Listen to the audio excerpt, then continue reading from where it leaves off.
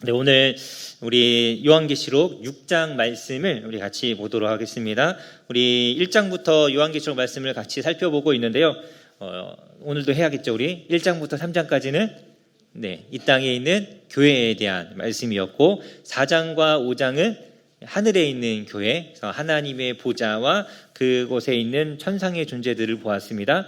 그리고 6장부터 16장까지가 재앙의 말씀이었죠. 7인, 7나팔, 7대접. 그래서 인나팔 대접 순인데, 제가 앞글자만 떼니까 대가 나오더라고요. 그래서 어떤 대학이 있나 봐요. 인나라는 대학이. 그래서 이렇게 외우시면 됩니다. 그리고 이제 17장부터 20장까지는 악의 멸망이었죠. 사탄이 멸망을 당하기 때문에 4장에 걸쳐서 나와요. 17, 18, 19, 20. 그래서 17장부터 20장까지 악의 멸망, 그리고 21장부터 22장까지는 악이 멸망한 이후에 새 하늘과 새 땅이 이 땅에 임하는, 그래서 예수님께서 빨리 속히 오셔서 그 나라가 오기를 바라는 이 마라나타라는 고백으로 이 요한계시록이 끝나게 됩니다. 다 이제 머릿속에 다 들어오시죠? 요한계시록은 이제 이것만 아시면 다 끝난 겁니다. 자, 오늘은 그 중에 이제 6장부터 16장까지 이 땅에 임할 재앙에 대한 말씀인데요. 우리 그 시작인 6장을 우리가 같이 한번 살펴보도록 하겠습니다. 6장부터 16장까지 7인, 7나팔, 7대접의 재앙이 이제 임하게 되는데요. 우리가 이 재앙에 대한 말씀을 좀 살펴보기 전에 먼저 좀 우리가 좀 생각해야 될 것, 알아야 할 것이 있는데, 여기서부터 등장하는 6장부터 16장 사이에 등장하는 이 재앙들은 예수님의 초림부터 예수님의 재림까지, 우리가 흔히 마지막 때라고 이야기하죠. 그 마지막 때에 일어날 일들에 대한, 그 마지막 때에 그 전체적으로 이 종말의 때에 걸쳐서 하나님께서 허락하신 재앙에 대한 말씀들입니다. 그래서 이 재앙들이 5장에 보면 죽임을 당하신 어린 양께서 우리 두루마리의 인을 떼기에 합당하다라고 이렇게 이야기했었죠. 그래서 예수님의 그 십자가 사건이 인을 떼시는 것의 시작이 되는 겁니다. 그래서 그 십자가 사건 이후부터 예수님께서 이제 인을 떼시는 장면이 나오는 거죠. 그래서 예수님의 초림부터 시작되는 그 일들이고, 그리고 각각 이 7재앙의 마지막 부분에 나오는 재앙들은 약간 이 종말론적인 마지막, 정말 최후의 마지막 날에 대한 모습을 이렇게 묘사하는 그런 내용들이에요. 그래서 마지막 재앙은 종말의 때에 끝나는 그런 이제 내용 형태를 갖추고 있기 때문에 예수님의 초림부터 예수님의 재림 요 사이에 일어날 이 재앙의 모습을 담고 있는 겁니다. 이것이 첫 번째로 우리가 기억해야 할 것이고, 두 번째로 인재앙, 그리고 나팔재앙, 이 대접재앙, 이 모든 재앙들은 순차적인 시간의 순서대로 나열된 것이 아닙니다. 시간의 순서를 따라 나열된 것이 아니라 초림부터 재림 사이에 있을 재앙에 대해서 반복적으로 기록한 것이요. 인재앙이 끝나면 나팔재앙이 시작되는데, 인재앙에 나오는 재앙들이 있고 나서 그 다음에 나팔재앙에 있는 그런 재앙들이 시작되는 게 아니라 사실 이게 많이 이렇게 겹치고 반복이 되거든요. 그래서 그 사이에 일어날 여러 가지 그 일들을 이제 반복적으로 보여주는 것이고, 성경에서 반복을 한다라는 건 강조를 하는 거죠. 그래서 이 재앙에 대해서, 일어날 일들에 대해서 예수님께서 좀 이렇게 강조하시는 것이고, 그리고 인재앙, 나팔재앙, 대접재앙, 이 순서대로 갈수록 이 재앙에 대한 묘사가 조금 더 구체적이고 굉장히 더 이렇게 강화됩니다. 그래서 이 인, 나팔, 대접은 순서를 뜻하는 것이 아니라 똑같은 어떤 그 사이에 일어날 일들에 대한 어떤 반복적인, 그리고 더 심화되는 표현이다라고 이렇게 우리가 이해하면 될 것 같습니다. 그리고 인재앙에서도 뭐 첫 번째, 두 번째, 세 번째, 이것이 시간적인 순서가 아니라 이것도 역시 시간의 의미보다는 그냥 이렇게 이런 일들이 있을 것이다라는 것을 기록한 것으로 우리가 이해하시면 될 것 같습니다. 그러면 인재앙, 나팔재앙, 대접재앙 어떤 차이가 있느냐? 우리가 굳이 조금 어떤 차이가 있는지를 좀 구분하자면, 인재앙은 이 교회, 성도들이 이 땅에서 겪어야 될 고난이라는 관점으로서 이 재앙을 바라보는, 그런 시선으로서 재앙을 바라보는 것이고, 나팔재앙은 교회를 대적하는 세상을 향한 하나님의 이 경고의 메시지, 하나님의 경고성의 어떤 관점으로서 나팔 재앙이 기록이 되어 있습니다. 그리고 마지막 대접 재앙은 회개하지 않는 세상에 임할 최종적인 심판의 모습을 이렇게 그런 어떤 모습으로서 이 재앙들을 바라보고 있는 거죠. 약간의 관점의 차이는 있지만 똑같은 사건의 어떤 다른 시각, 그리고 조금 더 심화되어서 강화되어 이 재앙들을 설명하고 있다라고 보시면 될 것 같습니다. 그래서 우리가 오늘은 6장에서 인의 재앙, 7인 재앙 중에 6가지 인을 떼는 이런 모습을 보게 되는데요. 첫 번째로 1절부터 2절까지 보면 첫 번째 인을 예수님께서 이제 떼시게 되죠. 1절에 보니까 내가 보매 어린 양이 7인 중에 하나를 떼시는데, 그 두루마리에 7인이 있었고 그것을 이제 드디어 예수님께서 떼시게 되는데, 하나를 떼었을 때 네 생물 중, 우리 4장에서 이 보좌 앞에 있는 네 생물을 보았는데 그 중에 하나가 우레소리와 같이 말하기를 오라라고 합니다. 오라, 명령하는 거죠. 그랬더니 그 명령을 따라서 2절에 보니까 흰 말이 나타나는데 거기에 말을 탄 사람이 있었고 그 사람이 활을 들어 있었고 또 그 사람이 면류관을 받아서 나가는, 그리고 이기고 또 이기려고 하는 환상을 우리 요한이 보게 됩니다. 이 첫 번째 인을 떼었을 때 흰 말과 그 흰 말을 탄 사람이 이제 등장하죠.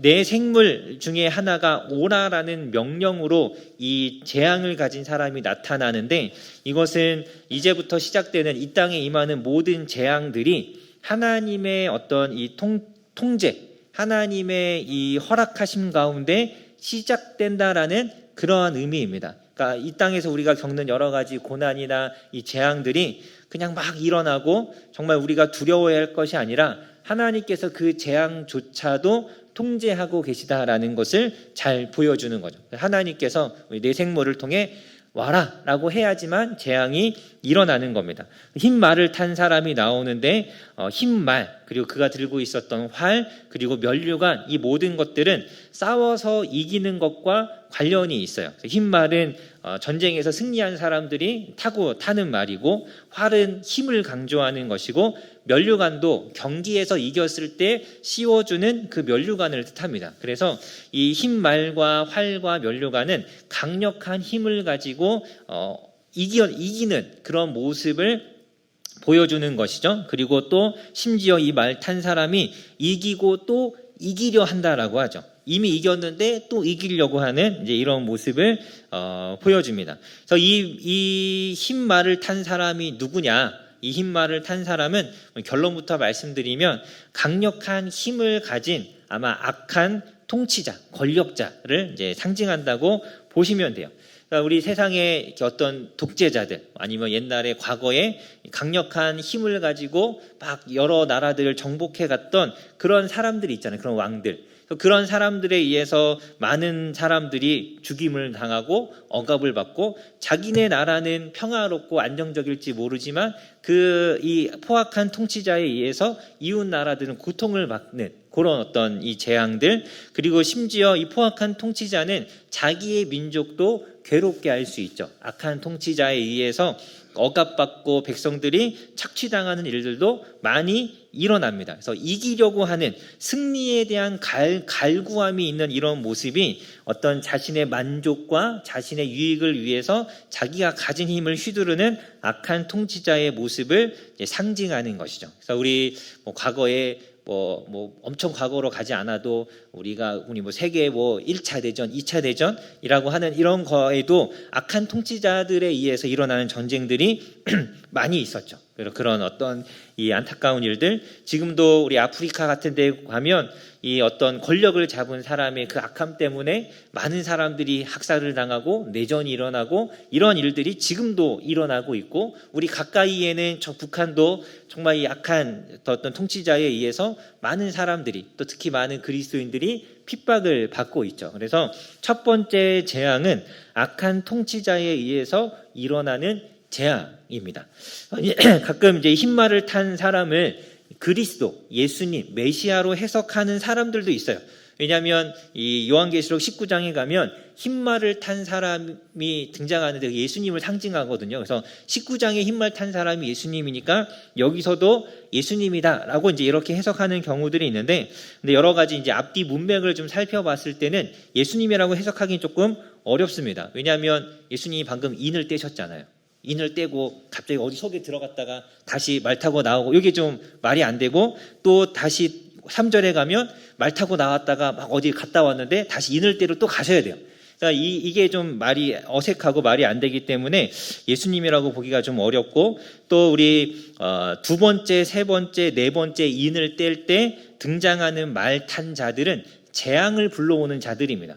첫 번째 말 탄 자는 재앙을 불러오지 않았는데 나머지 말 탄 자들은 재앙을 불러온다면 이 문맥상 좀 흐름이 맞지 않고, 나팔이나 대접 재앙에서도 첫 번째부터 네 번째까지는 다 재앙을 뜻해요. 그렇기 때문에 인재앙에서도 첫 번째부터 네 번째까지가 다 재앙을 의미한다라고 보는 것이 어떤 문맥적으로 흐름상 맞습니다. 그렇기 때문에 우리가 여기 나오는 사람을 예수님이라고 보지 않고 어떤 재앙을 불러일으키는 그런 존재로 보는 거죠. 특별히 인을 떼었을 때 내 생물 중 하나가 오라라고 명령하잖아요. 근데 예수님께서 생물의 명령을 받아서 짠하고 나타나는 것도 사실 질서에 맞지 않기 때문에 이것은 이제 어떤 이 상징하는 것들을 보았을 때 힘을 가진, 그렇지만 악한 통치자, 권력자, 이렇게 보는 것이 맞습니다. 자, 그리고 두 번째로 3절부터 4절에 보면 이제 둘째 인을 떼십니다. 둘째 인을 떼는데 3절에 보니까 둘째 인을 떼실 때에 내가 들으니 둘째 생물이 또 말하죠. 두 번째 생물이 말하는데 오라라고 합니다. 우리 4장에 보면 둘째 생물은 송아지처럼 생긴 생물이었죠. 그가 말할 때 오라라고 했더니 이제 4절에 붉은 말이 나옵니다. 붉은 말 탄 사람이 나오죠. 그가 또 재앙을 불러오는데 어떤 재앙을 일으키느냐? 그가 허락을 받아서 땅에서 화평을 제하여 버리고 서로 죽이게 하고, 그리고 또 큰 칼을 받았다라고 합니다. 이 붉은 말이 올라와서 화평을 제하고 서로 죽이게 하는 것, 이것이 이제 두 번째 재앙이죠.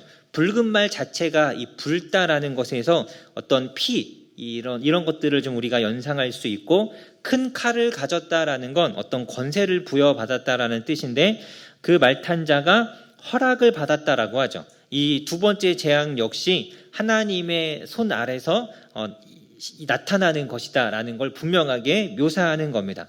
그리고 이 두 번째 재앙의 특징은 이 사람이 화평을 제하였어요. 그냥 화평을 제한 거예요. 그랬더니 화평이 사라지니까 사람들이 서로가 서로를 죽이게 됩니다.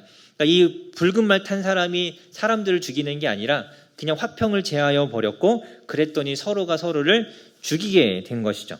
그래서 이 첫 번째 재앙은 어떤 포악한 통치자에 의해서 직접적인 괴롭힘을 당하는 것이라면, 두 번째 재앙은 화평이 사라짐으로 인하여서 서로 미워하고 서로 어떻게 보면 이제 증오하고, 그래서 요즘은 이제 우리가 혐오라는 표현도 쓰죠. 서로 혐오함으로 인해서 서로가 서로를 상하게 하는 겁니다. 말로써 죽일 수도 있고, 뭐 실제로 좀 이렇게 어떤 나라가 서로를 미워하면 전쟁이 일어나고, 민족과 민족이 혹은 인종과 인종이 서로를 미워하면 인종차별이라는 걸 하게 되고 학살이 있기도 하는 거죠.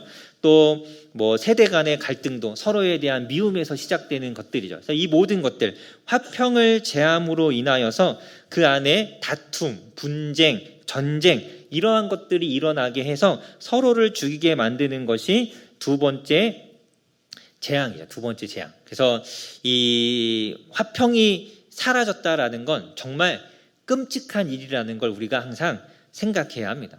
인류에서 화평이 사라진다면 온통 전쟁과 살인과 분쟁의 소식밖에 없을 거예요. 여러분, 전쟁을 생각해 보면 잘 알 수 있잖아요. 전쟁에는 아무런 처음에 어떤 이유로 시작했든 계속 나중에 이제 싸우다 보면 아무 이유가 없어요. 그냥 서로가 서로를 향한 증오만 남아 있잖아요. 인간의 어떤 인류애를 상실하고 인간성을 잃어버리고 그 안에서 그냥 죽이는 정도에서 끝나는 것이 아니라 온갖 잔인하고 포악한 일들이 수많은 이 역사 속에서 전쟁 가운데 일어났다라는 걸 우리는 잘 알고 있잖아요. 화평이 제하여진다라는 건 정말 끔찍한 일입니다. 그래서 여러분, 우리가 이 땅을 살아가면서 누군가를 미워하는 것 굉장히 하면 안 되는 거예요.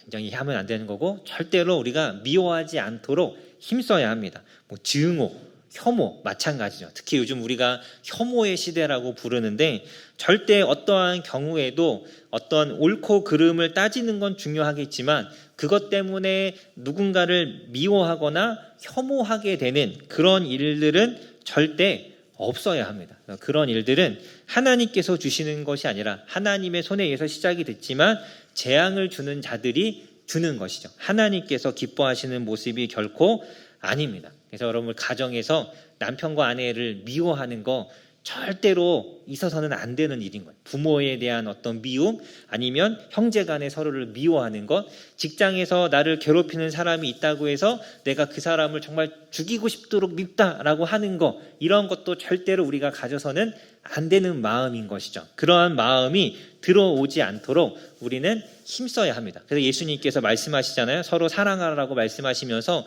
원수까지도 사랑하라고 하셨죠. 원수라고 해서 미워해도 되는 것은 결코 아닙니다. 미워하는 것 그 자체가 이미 재앙인 거예요. 그게 재앙입니다. 그래서 우리가 웬만하면이 아니고 절대로 미워하지 않도록, 미움이 들어왔을 때 그 마음을 빨리 버리고 정말 미운 사람을 사랑할 수 있기까지 우리가 열심히 기도하고 힘써야 하는 것입니다. 그래서 증오와 미움은 생명을 파괴하는 것이다 라는 거 우리가 반드시 기억해야 합니다. 자, 그리고 5절과 6절에 보면 이제 셋째 인을 떼시죠. 셋째 인을 떼시는데 5절에 보니까 셋째 생물이 말하되 오라라고 해서 또 검은 말 탄 사람이 나타납니다. 그 사람은 손에 저울을 가졌어요. 저울을 가졌고 6절에 보니까 내 생물 사이로부터 한 음성이 들리죠. 아마 보좌에서부터 나오는 하나님의 음성인 것 같아요. 그가 말하기를 한 데나리온의 밀 한 대, 한 데나리온의 보리 석대로다 라고 이제 이렇게 이야기합니다. 저울을 가진 사람에게 말씀하시는 것이 하나님. 그렇게 판매하라라는 뜻입니다. 한 데나리온의 밀 한 대를 팔고 한 데나리온의 밀 석대를 팔라라는 그런 말씀인데, 이것은 이 땅에 임할 어떤 기근 혹은 이제 경제적인 불균형, 이런 것을 좀 상징하는 것입니다. 이 당시에 이 세례 요한이 살아가던 당시에 한 데나리온은 한 사람, 노동자 한 사람이 하루 품삯이죠. 하루 품삯.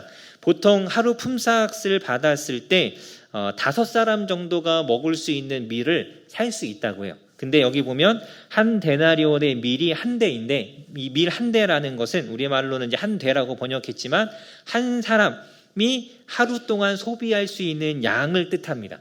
그러니까 열심히 일해서 하루 벌은 돈으로 원래는 5사람이 먹을 만큼의 어떤 음식을 살 수 있는 건데, 그게 이제 물가가 오른 것인지 아니면 음식이 부족해서인지 한 사람이 먹을 것밖에 사지 못하는 거죠. 저희 식구가 5명인데 제가 하루 종일 열심히 일해도 한 사람 먹을 것밖에 못 구하는 거예요. 그럼 나머지 4명은 굶거나 5명이 정말 먹는 양을 줄여야 되는 거잖아요. 그래서 그런 어떤 기근 혹은 경제적 불균형에 대한 이야기입니다. 그래서 이 열심히 일하고 수고하고 살아도 정말 간신히 자기 입에 풀칠할 정도밖에 구할 수 없는 심각한 기근이 임했거나, 아니면 물가가 너무 올라서 가난한 사람들, 하루 품삯으로 살아가는 사람들은 배불리 먹을 수 없는 그런 심각한 불균형의 상태에 이르른 그런 모습을 이야기하는 겁니다. 근데 여기 이제 보면 감람류와 포도주는 해치지 말라라는 말씀이 있습니다. 여기 말씀에 대한 다양한 해석이 있는데, 실질적인 어떤 생필품들은 많이 부족해지는데 사람들이 사치에 빠져서 사치품인 감람류나 포도주는 이렇게 부족하지 않았다, 이렇게 해석하기도 하는데, 아마 이제 의미는 하나님께서 이런 기근과 어떤 경제적인 어려움 속에 하나님께서 베풀어 주신 어떤 작은 긍휼이 있다라는 이제 이런 의미로도 우리가 해석할 수 있습니다. 그래서 하나님의 돌보심이 있다라는 뜻이죠. 어쨌든 이 세 번째 이 재앙은 이 먹을 것에 대한 부족함, 그것이 심각한 어떤 흉년이 들어서 뭐일 수도 있지만 사실 이제는 우리가 어떤 과학의 기술이 많이 발달했기 때문에 웬만큼 흉년이 들어서는 먹을 것이 막 부족하고 그러진 않잖아요. 전 세계적으로 또 여기가 흉년이 들어도 저쪽에서 수입하고 수출하고 이렇게 살아가죠.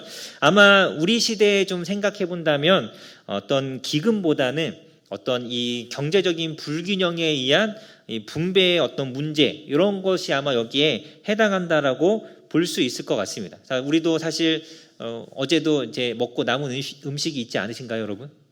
네, 우리는 항상 먹고 남는 음식이 있잖아요. 근데 지금도 어떤 지구 어느 곳에서는 남길 음식조차 없는, 그래서 힘들게 먹을 것이 없어서 굶어서 살아야 하는 사람들이 사실 진짜 많이 있잖아요. 제가 저는 정말 상상을 못했는데, 물론 이제 그 아프리카에 막 가난한 사람들, 막 기근에 힘들어하는 사람들 사진으로는 봤지만 제가 선교를 갔더니 진짜 하루에 2끼밖에 안 먹더라고요.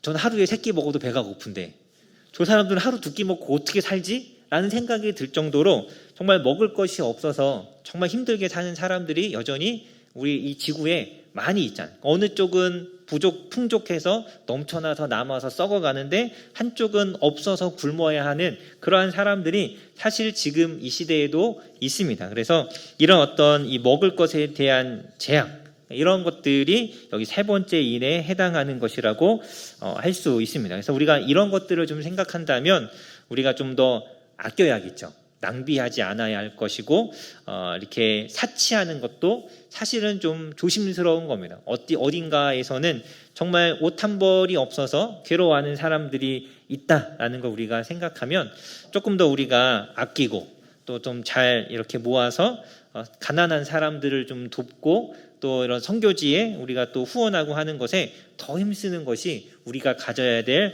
어떻게 보면 그런 자세인 것 같습니다. 그리고 4번째 인 7절과 8절에 4번째 인을 떼십니다. 7절에 보니까 넷째 인을 떼실 때 넷째 생물이 이제 말하죠. 오라라고 했고, 그리고 8절에 보니까 청황색 말이 나옵니다. 청색과 황색이 섞인 청황색 말이 나오는데 그 탄자의 이름은 사망이고 음부가 그 뒤를 따릅니다. 이제 이 죽음이 직접 나타났어요. 죽음이 직접 나타난 것입니다. 그래서 그들이 땅 4분의 1의 권세를 얻어서 칼이죠. 칼과 흉년과 사망과 땅의 짐승들로서 사람을 죽이는 것이죠. 재앙을 일으키는 겁니다. 이 탄자의 이름이 사망이라는 것, 그래서 진짜 죽음을 부르는 것이죠. 그래서 이 4번째 인을 떼었을 때 이 재앙은 어떤 특정한 뭔가 독재자라든지 아니면 기근이라든지 이런 특정한 무엇인가가 아니라 사람을 죽음으로 위협하고 두렵게 만드는 것, 사람을 죽게 만드는 모든 재앙들이 여기에 해당한다라고 볼 수 있습니다. 그래서 에스겔 14장에 보면 칼과 기근과 사나운 짐승과 전염병으로 하나님께서 심판하시겠다라는 말씀이 있는데, 그래서 여기에 있는 이 말씀이 기근이나 칼, 전쟁 같은 건 앞에 있었으니까 전염병이다라고 이제 해석하는 사람도 있습니다. 근데 어떤 특정한 하나를 통해서 하나님이 심판하신다기보다는 여러 가지 방법들로서 사람들을 죽게 하는 일들, 이것이 여기에 해당한다고 보시면 될 것 같아요. 그래서 죽음 그 자체가 4번째 재앙이죠. 그들이 권세를 얻었는데 땅 4분의 1의 권세를 얻었습니다. 이건 전 세계 인구의 4분의 1을 죽인다라는 이런 의미라기보다는, 그런 의미보다는 어떤 사람들을 죽일 수 있는 권세를 받았지만 제한된 권세를 받았다.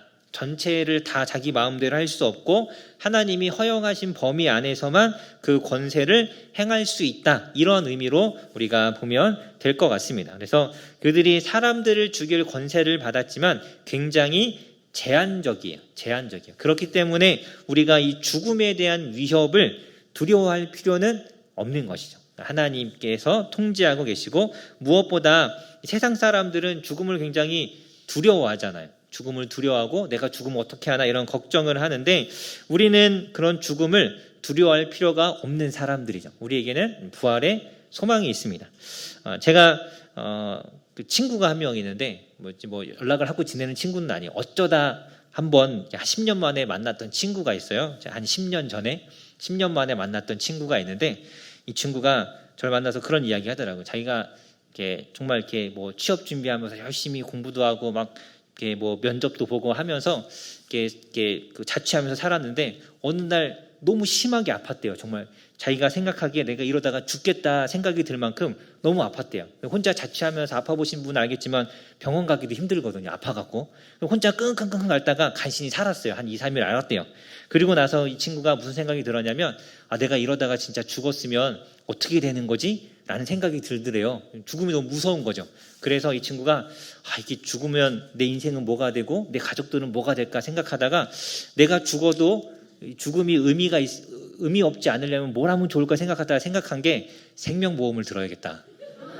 그럼 내가 죽어도 돈이 남으니까 이거라도 내가 남기고 죽어야겠다는 생각이 들어서 바로 생명보험을 들었대요.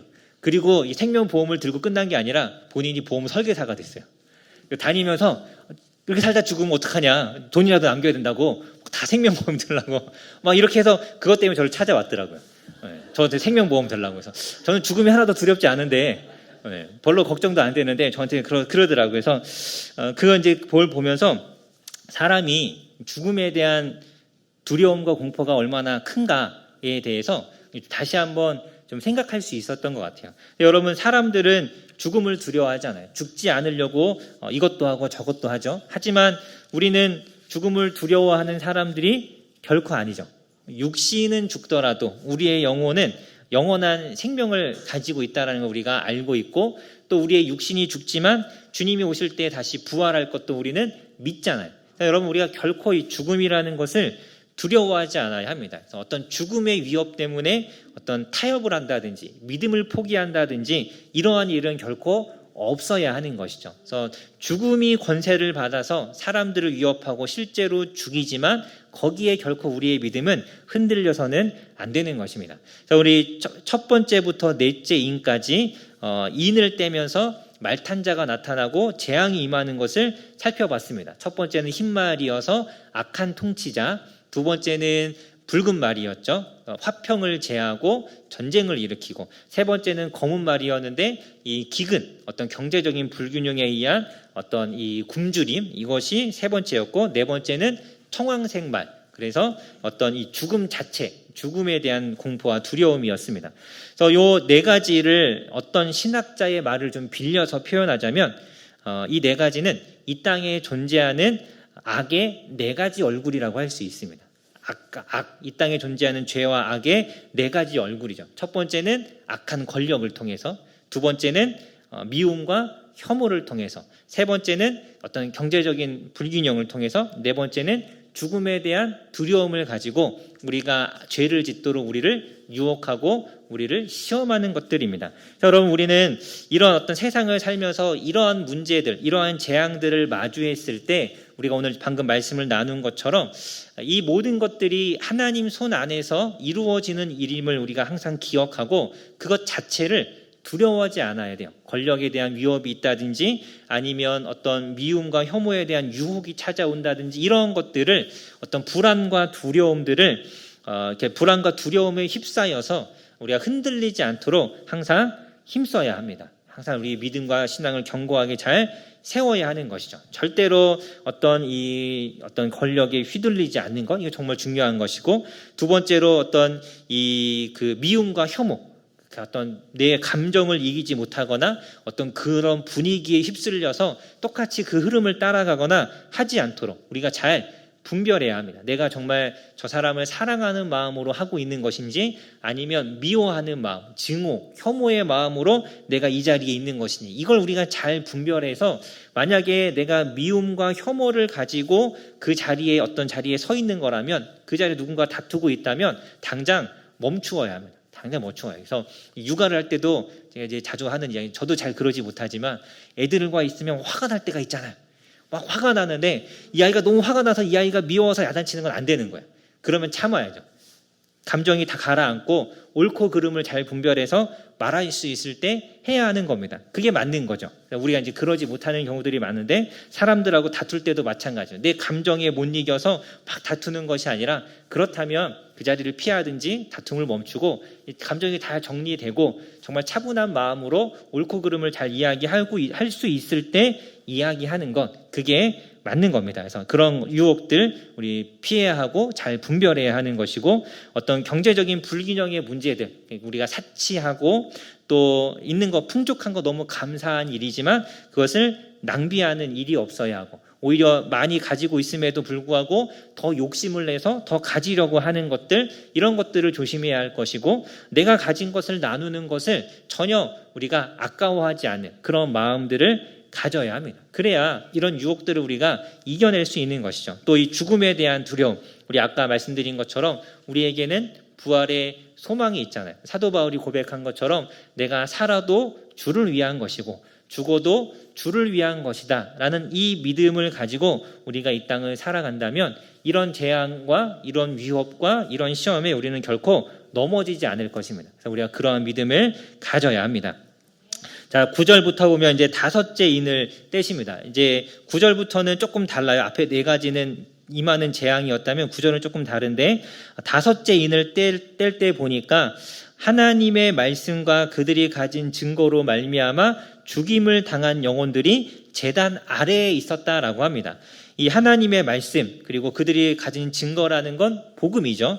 이것 때문에 죽임을 당했다라는 건 순교한 사람들이라는 뜻입니다. 순교자들이 제단 아래에 있죠.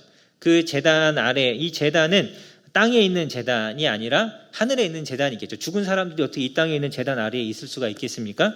하나님 앞에 있는 것입니다. 그래서 이 무대가 이 땅에 임하던 재앙에서 다시 하늘로 바뀌었는데, 그 이 땅에서 믿음 때문에 복음 때문에 순교를 당한 사람들이 제단 아래에 있다라는 건 하나님께서 이 순교자들을 귀한 어떤 제물로서 받으셨다라는 그러한 의미이죠. 하나님은 이 순교자의 이 피 그리고 그 순교의 삶, 이것을 하나님은 기뻐 받으시는 분이십니다. 그래서 그들이 있는데 10절에 보니까 10절 말씀에 큰 소리로 그들이 말하기를 거룩하고 참되신 대주제여, 하나님을 부르는 거죠. 땅에 거하는 자들을 심판하여 우리 피를 갚아주지 아니하시기를 어느 때까지 하시겠습니까? 하나님 언제까지 우리의 피에 대해서 이렇게 보응하지 않으시겠습니까? 라고 묻는 것이죠. 이것은 자신들이 당한 어떤 죽음에 대한 복수를 요청하는 것이 아니라 지금 땅에서 순교자들이 많다라는 건 그만큼 불의가 행해지고 있다라는 것이죠. 그 불의에 대해서 언제 하나님이 심판하십니까? 도대체 하나님의 공의가 나타나는 것이 언제입니까? 라고 하나님께 묻는 것이죠. 하나님의 공의가 나타나기를 간구하는 겁니다. 그랬더니 11절에 하나님께서 대답하시기를 그들에게 흰 두루마기를 주시면서 아직은 잠시 쉬어라. 잠깐이지만 아직은 잠깐 쉬어라. 순교당해야 할 사람들이 더 있다. 순교를 당할 사람들이 순교를 당하여서 그 순교자의 수가 차기까지 기다리라라고 우리 주님께서 말씀하십니다. 그러니까 순교자들이 우리가 이렇게 순교를 당하고 세상이 불의로 가득한데 도대체 하나님의 그 공의는 언제 이루어집니까? 그 최후의 심판이 언제입니까? 라고 묻는 거죠. 하나님께서 순교자의 피가 다 차면 그때 내가 이 땅을 심판하시겠다라고 말씀하십니다. 흰 두루마기는 흰 옷인데, 흰 옷은 깨끗함, 정결, 순결을 뜻하는 것인데, 여기서는 이 순교를 당하고 하나님 앞에 있는 모습이기 때문에 이들의 어떤 칭의, 하나님으로부터 의로운 자다 칭함을 받은 그런 어떤 그들의 어떤 믿음의 결과를 보여주는 그런 옷이라고 할 수 있습니다. 하나님께서 그들을 깨끗하다, 죄가 없다라고 하시면서 순교자들의 피가 찰 때까지 기다리라고 말씀하시죠. 그래서 여러분, 순교자들이 많이 있었는데 이것이 끝이 아니라 앞으로 더 많은 순교자들이 있을 것이다라는 그런 말씀이죠.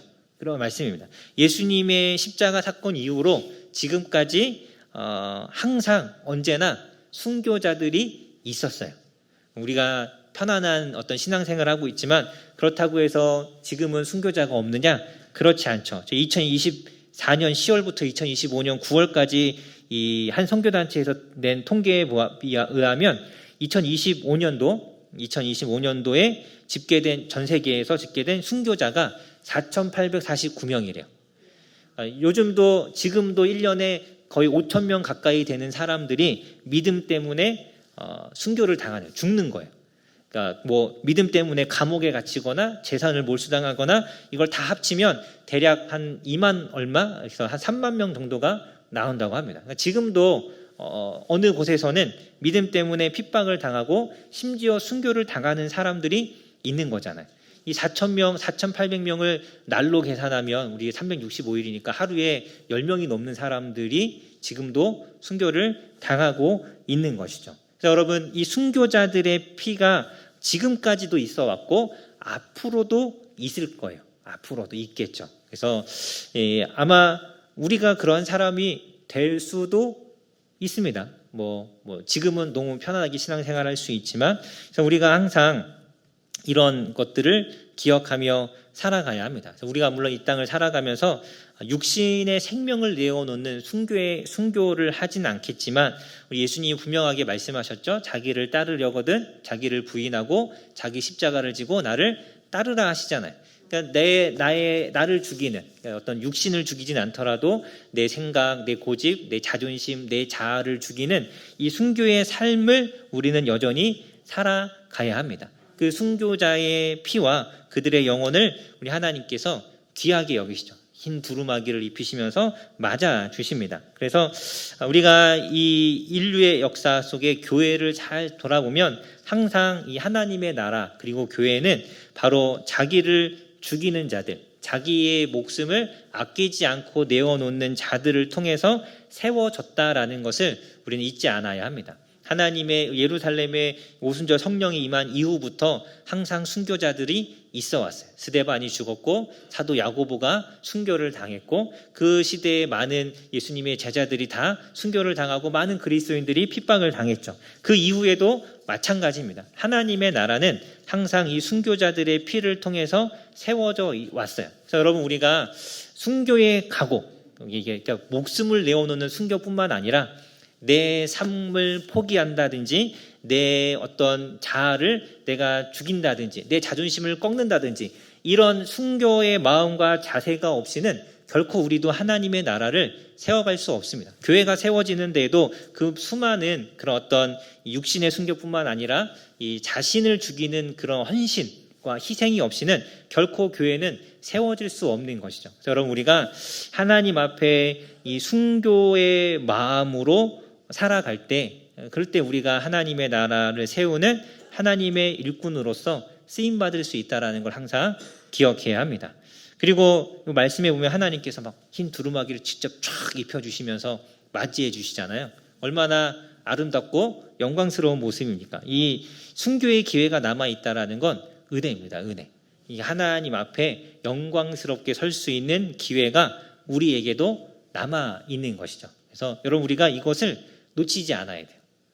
나도 순교의 삶으로서 하나님 나라를 세우고 하나님 앞에 정말 그 드려지는 하나님 기뻐하시는 제물처럼 하나님 앞에 드려지는 그러한 삶을 살아야겠다. 이런 다짐과 마음가짐을 우리가 가져야 합니다. 이것을 우리가 영광스럽게 생각하고 얼마든지 자신의 시간과 자신의 에너지와 자신의 힘과 이런 것들을 하나님께 드릴 수 있기를 우리 주님의 이름으로 간절히 소망합니다.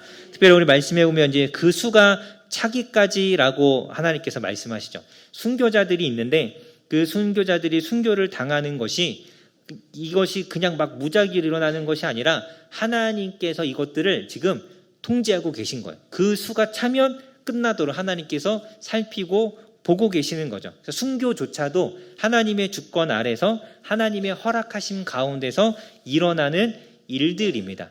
다른 말로 하면 내가 어떤 헌신의 자리에 세워진다거나 아니면 내가 정말 내 자존심까지 내려놓아야 할 일들이 있다면 아니면 내가 너무 힘들고 괴로운 일을 겪고 있다면 그것이 그냥 일어난 것이 아니라 그것조차도 하나님께서 나를 거기에 세우셨기 때문에 일어난 것임을 우리는 믿어야 하는 것이죠. 우리가 주님의 일을 하거나 뭐 봉사를 하거나 하다 보면 왜 나만 이렇게 고생하지? 라는 생각이 들 때가 있어요.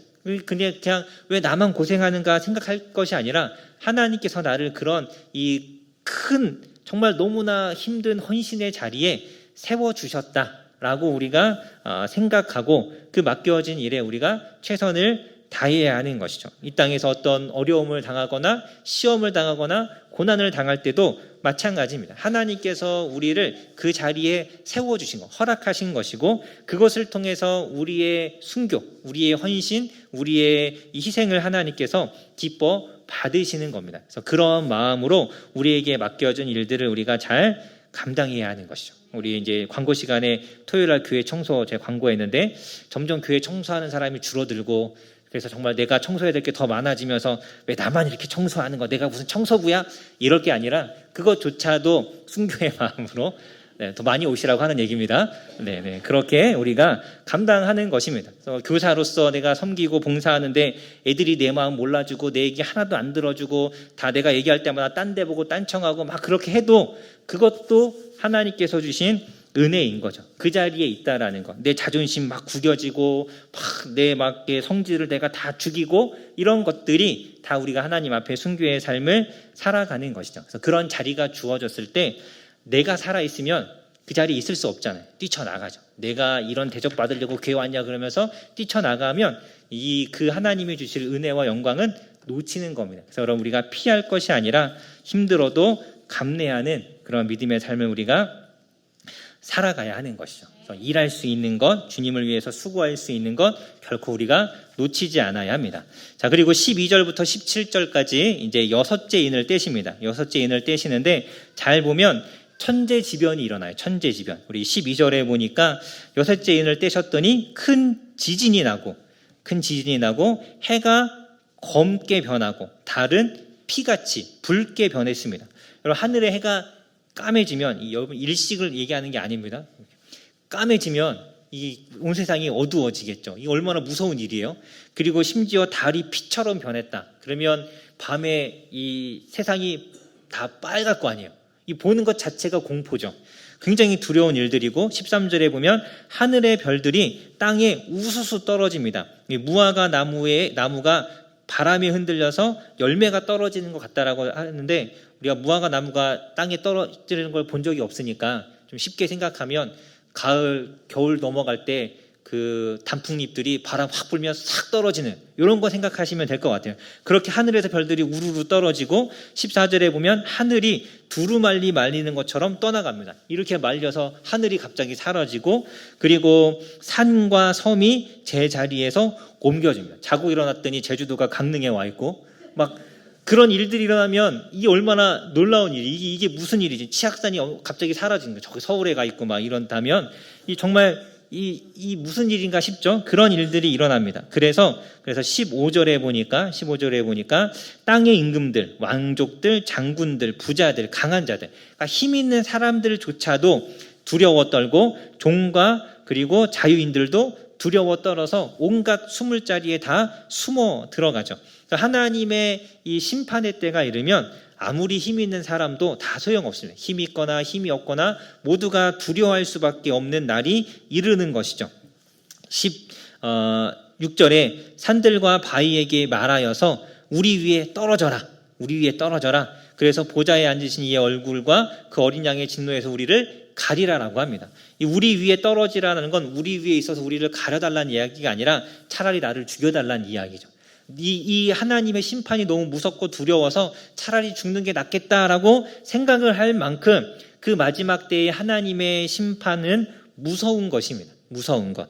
근데 이들은 모르죠. 죽는다고 해서 끝나는 게 아닌데 너무 무서우니까 차라리 죽여달라라고 말하게 된다라는 것입니다. 그래서 17절에 그들의 진노의 큰 날이 이르렀으니 누가 능히 설 수 있느냐. 하나님의 마지막 심판의 때 능히 설 수 있는 사람은 예수님의 그 십자가의 보혈을 붙잡은 사람들밖에 없습니다. 그래서 우리가 이 6가지 7인의 재앙인데 6인까지가 이제 재앙이고 7째 인을 떼면 이제 그 다음 재앙이 시작이 됩니다. 그래서 6가지 재앙인데 우리가 이 말씀을 보면서 생각해야 될 것들 반드시 좀 기억해야 할 것이 있다면 우리가 이제 계속해서 했던 말씀이지만 모든 재앙이 결국에는 하나님 손에 있다라는 것을 우리가 항상 기억해야 돼요. 그래서 우리가 어려운 일을 당하건 고난을 당하건 그것을 두려워하지 않아야 합니다. 전쟁이 있든 기근이 있든 뭐 지진이 일어나든 정말 무서운 일이잖아요. 지진 당장 땅이 막 흔들려서 막 지진이 일어난다면 얼마나 무섭겠어요. 그런데 그러한다 할지라도 우리가 그 자체를 두려워하지 않아야 합니다. 막 또 그런 일이 일어나면 어떻게 할까 막 벌벌 떨 것이 아니라 그 모든 것들이 하나님 손에 있다라는 것을 우리가 항상 기억하고 담대해야 하고 평안해야 하죠. 불안과 두려움 때문에 무엇을 하지 않도록 항상 조심해야 합니다. 하나님이 주시는 건 평안이죠. 하나님께서 붙잡고 계심을 항상 기억해야 돼요. 세상에 뭐 뉴스를 보거나 유튜브 보면 우리를 막 불안하게 하는 문제들이 굉장히 많잖아요. 뭐 기후 문제, 뭐 환경 파괴, 자원의 고갈, 식량 문제, 뭐 이런 것뿐만 아니라 뭐 정치적인 것, 혹은 좀 요즘 별의별 게 다 있더라고요. 심지어 뭐 금융 관련해서도 뭐 이걸 모르면 뭐 세금으로 얼마 떼인다. 막 그러면 불안하잖아요. 세금 떼일까봐. 그럼 막 찾아보는데 보면 별게 없어요. 그냥 무슨 얘기인지 모르겠어요. 그러니까 그런 불안을 조장하는 것들에 우리가 결코 흔들리지 않아야 돼요. 하나님께서 그 모든 것들을 통제하고 계세요. 내가 잘 몰라서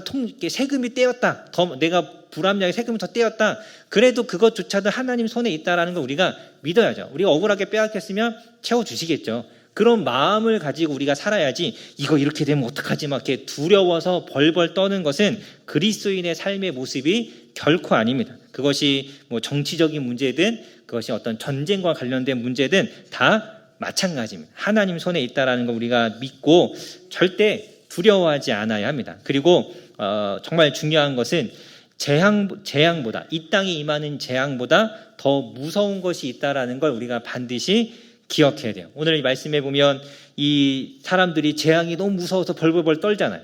근데 그 재앙보다 더 무서운 것이 무엇이에요? 바로 하나님의 진노인 것이죠. 하나님의 심판. 그래서 이 사람들이 재앙에서 둘둘 벌벌 떨었지만 나중에 알고 봤더니 하나님에게서 자신들을 가리워달라. 그거 재앙보다 하나님을 더 두려워하는 것이죠. 여러분, 우리는 이 땅에서 여러 가지 재앙을 만날 수 있어요. 고통을 겪을 수도 있고 어려운 일을 당할 수도 있습니다. 질병에 걸릴 수도 있고 불의한 일을, 억울한 일을 당할 수도 있어요. 내 믿음과 신앙 때문에 내가 손해를 볼 수도 있어요. 근데 그것 자체를 두려워할 것이 아니라 그것보다 더 크신 주님이 계시다라는 걸 우리가 항상 기억해야 합니다. 그래서 세상 사람들은 그 주님이 두려워서 벌벌벌 떨게 되죠. 근데 그때가 되면 우리는 두렵지 않잖아요. 누가 능히 서리오 했는데 우리가 능히 그 세상 사람들은 두려워 떨 때 우리는 서는 사람들이 될 겁니다. 이렇게 좀 돌려서 표현하면 이 땅에서 강한 사람들, 힘을 자랑하고 우리를 억압했던 그 사람들은 그 날, 주님이 정하신 날까지만 강한 거예요. 그때가 되면 우리가 그들보다 더 강한 자가 되는 것이죠. 그래서 여러분, 당장의 지금의 이 어떤 나를 두렵게 하는 문제에 흔들리지 않도록 우리가 조심해야 할 것이고, 또 나를 괴롭게 하는 사람들, 믿음 때문에 겪는 고난들, 이것을 애써 막 피하려고만 할 것이 아니라 오히려 나중에 그들이 더 두려워할 것을 생각하면서 불쌍히 여기는 마음을 가져야 합니다. 지금은 힘을 가졌다고 나를 막 괴롭게 하고 신나하는데 아휴, 저 나중에 지옥 갈 텐데 라는 마음으로 오히려 그들을 더 긍휼히 여길 수 있는 그런 마음을 가져야죠. 그러니까 무시하는 게 아니라 불쌍히 여겨서 정말 긍휼의 마음으로 그 사람을 위해서조차 우리가 기도할 수 있는 그런 마음을 갖고 우리가 이 땅을 살아가야 합니다. 그래서 오늘 우리 인재앙에 대한 말씀 살펴봤는데 하나님 손에 다 있다라는 것, 그리고 이러한 이 재앙들이 이 땅에 일어날 때 우리는 어떻게 살아가야 하는가, 아까 우리 4가지 말탄 사람들 하면서 같이 살펴봤죠. 그것들을 항상 기억하면서 우리 하나님 앞에 거룩하게 담대하게 살아가시기를 주님의 이름으로 간절히 소망합니다.